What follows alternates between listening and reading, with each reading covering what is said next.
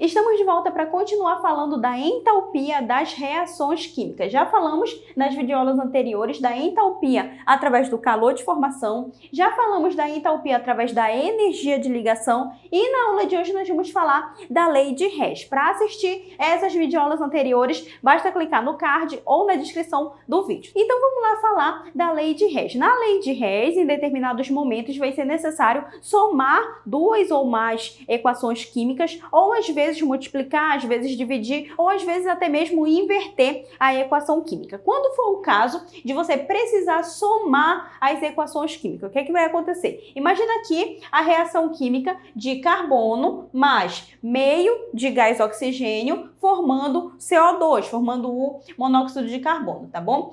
Esse CO2, ele é o produto dessa primeira equação química e ele está sendo o reagente dessa segunda equação química. Quando acontecer do produto de uma equação se repetir no reagente de outra equação ou vice-versa, você deve eliminar, tá bom? Então, esse monóxido de carbono está sendo eliminado com esse outro monóxido de carbono, tá bom? Feito isso, você vai analisar todas as substâncias que estão se repetindo entre os produtos e reagentes ou entre os reagentes e produtos e vai eliminar, tá bom? Feito isso, você vai somar aquilo que não foi eliminado. Por exemplo, carbono não foi eliminado, então esse carbono vai ser um dos resultados dessa soma, tá bom? O gás oxigênio também não foi eliminado e nós possuímos aqui meio mol de gás oxigênio e meio mol de gás oxigênio aqui nessa outra equação. Ao somar, vai formar 1 mol de gás oxigênio, certo? Aqui tem-se 1 mol de gás oxigênio que não é necessário colocar.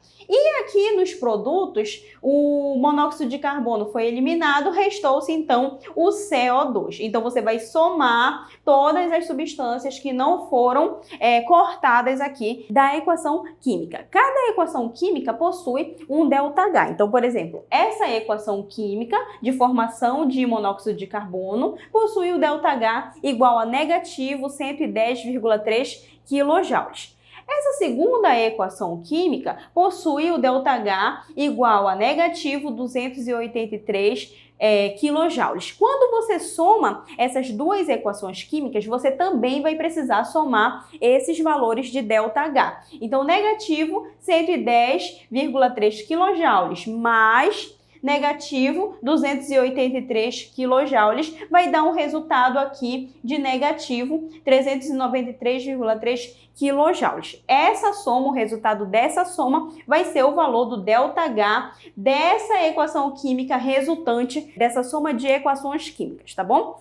Agora, quando for o caso de inverter as equações termoquímicas, às vezes, em meio à questão, vai ser necessário você inverter a reação química, tá bom? Então, olha só, a equação química de carbono mais gás oxigênio formando o gás carbônico. Ele possui o ΔH igual a negativo 393 kJ. Caso seja necessário inverter essa equação química, o que se tem no produto vai estar no reagente, o que se tem no reagente vai estar no produto. Produto e reagente vai trocar de lugar. Quando você faz isso, você precisa também inverter o sinal do ΔH, certo? Então, se aqui está negativo, após inverter vai ficar positivo. Se fosse positivo, após inverter vai ficar negativo, tá bom? E quando for o caso de precisar multiplicar ou dividir uma equação termoquímica, você multiplica também o valor do ΔH. Por exemplo, nós temos aqui a equação química, ela foi multiplicada por 2, ficou igual a 2 carbono mais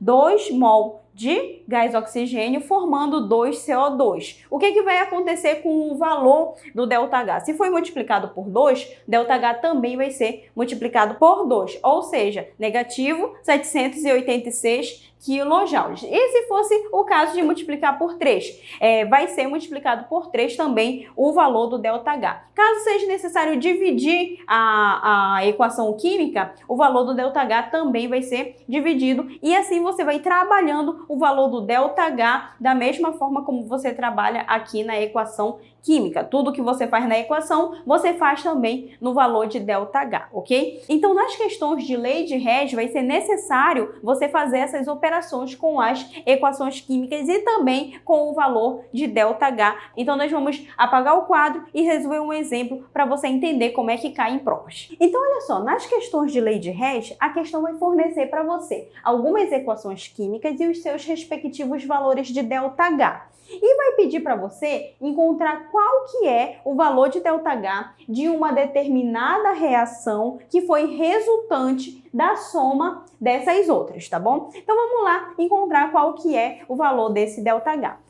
A questão diz, calcule o ΔH da reação de carbono mais gás hidrogênio formando metano. Percebam que o metano está como produto dessa reação.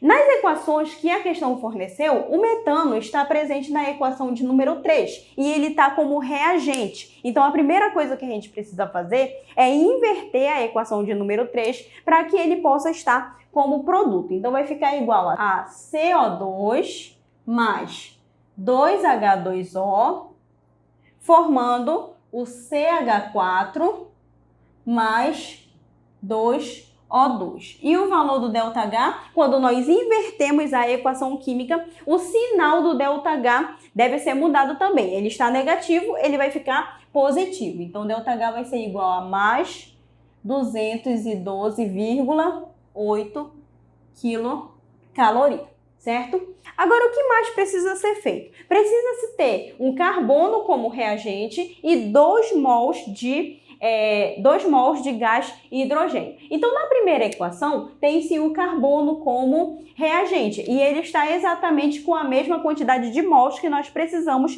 para a nossa reação final. Então, na primeira equação, não precisa modificar, basta repetir a equação química, certo?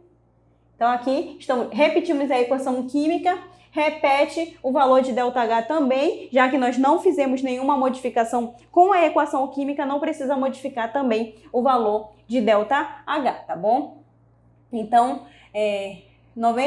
menos 91 quilocaloria. Agora, em relação ao gás e hidrogênio, tem-se 2 mols de gás e hidrogênio aqui na reação resultante. Na equação de número 2, nós temos apenas 1 mol de gás e hidrogênio. Então, para isso, o que é que nós precisamos fazer? Nós precisamos multiplicar essa equação por 2 para poder alcançar a quantidade em mols que nós precisamos na equação resultante, tá bom? Então, vamos lá multiplicar por 2, vai ficar 2H2 mais 1 mol de O2, formando 2 mols de H2O. Multiplicamos a equação química, agora nós vamos também multiplicar o valor do ΔH. ΔH, ele é negativo 68,3, vai ficar igual a 6, 16, aqui fica 13, vai ficar igual a negativo 136,6 quilocaloria. Certo? Agora que nós já modificamos todas as equações que eram necessário modificar, vamos somar. Para isso, nós precisamos primeiramente eliminar todas aquelas substâncias que estão no produto e estão se repetindo no reagente ou vice-versa, nós vamos eliminar, tá bom? Então, aqui nós temos a molécula, 2 mols da molécula de água e aqui também 2 mols de água. Temos também 2 mols de O2 e aqui nós temos 1 mol em cada equação, o que totaliza 2, certo? Temos também aqui o CO2 e CO2 aqui também na segunda equação. Fizemos isso, agora nós vamos somar aquilo que não foi cortado. O que é que não foi eliminado? Foi o carbono mais 2 mols de gás hidrogênio, formando o CH4. O valor de ΔH nós precisamos também somar e o resultado dessa soma vai ser o ΔH da reação química que também foi resultado da soma das equações, tá bom? Então vai ficar igual aqui a negativo 17,9 quilocaloria. E negativo 17,9 quilocaloria é o valor do ΔH dessa equação que foi resultante da soma dessas outras, tá bom? Então essa foi a nossa aula. Se você gostou, não esquece de curtir, compartilhar com seus amigos e se inscrever no canal.